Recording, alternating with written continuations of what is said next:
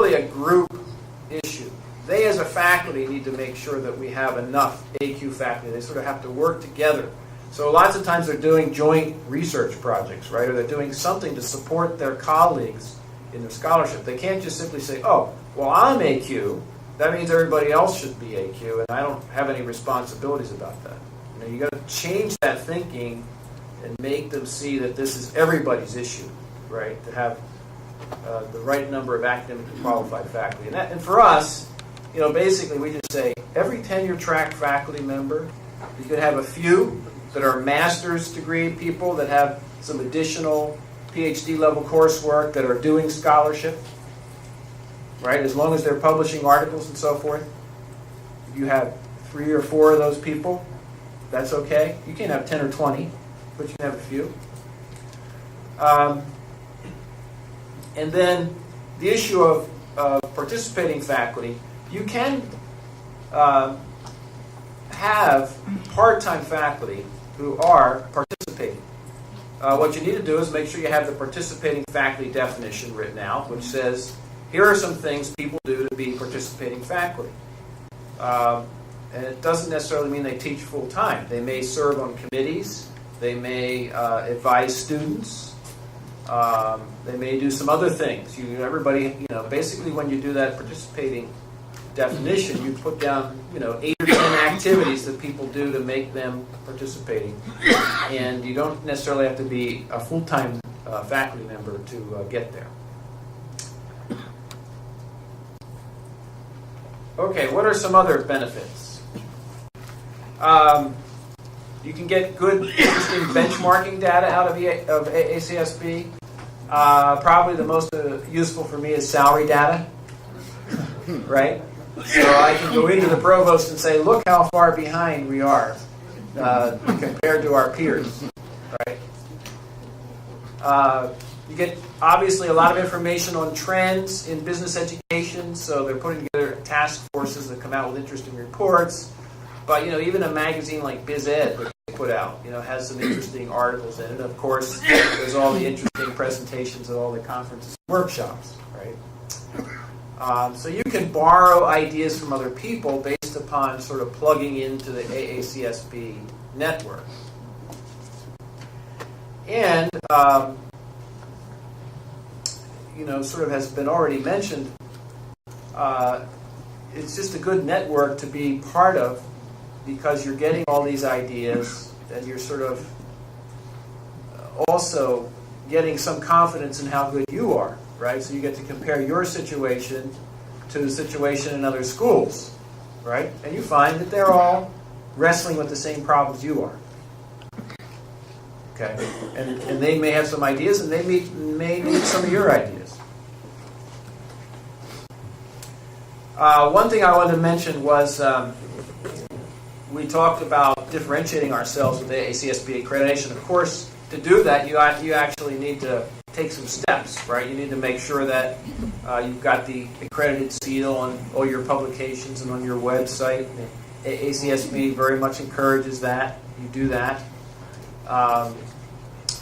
And the one thing I would say is if you're an accredited school and you're trying to expand your activities globally with other schools, at least the schools in the U.S., if they know you're accredited or you're about to be accredited, they're not going to bother with due diligence on you. They're going to know right away that you're a good school, right? They're going to be happy to. So you want to avoid a situation where nobody really knows what's going on in AACSB. They're not focusing on AACSB. They're ignoring it for the moment until the next visit. Because you need to really stay current, because every year the standards are being tweaked, right? So this maintenance report being dumped, that was just a recent change. Okay.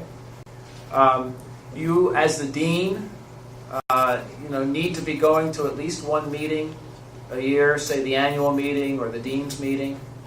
You need to be sending some other people, as was mentioned earlier.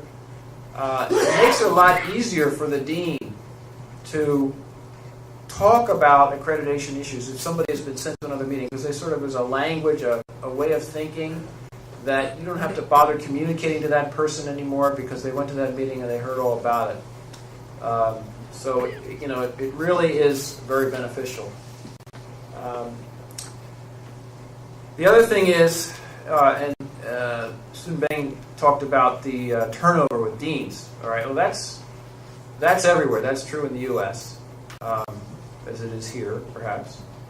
And that causes a problem because, you know, I've been on several maintenance visits and so forth, and not all schools do very well. And the biggest problem is they just didn't keep their eye on what was happening with AACSB accreditation.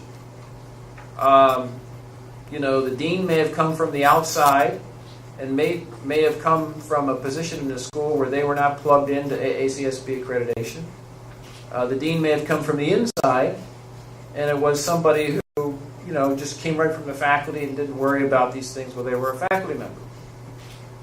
Okay, and then all of a sudden they're trying to get their head around accreditation, and there's a visit in 2 years or 1 year, right? So this is a real problem, is to not have a bunch of people know what the deal is with accreditation. That don't know that every 5 years there's this maintenance visit. You can't get ready for it in 6 months. Why can't you get ready for it in 6 months? What are the 3 most important things? Strategic planning, faculty qualifications, and assurance of learning.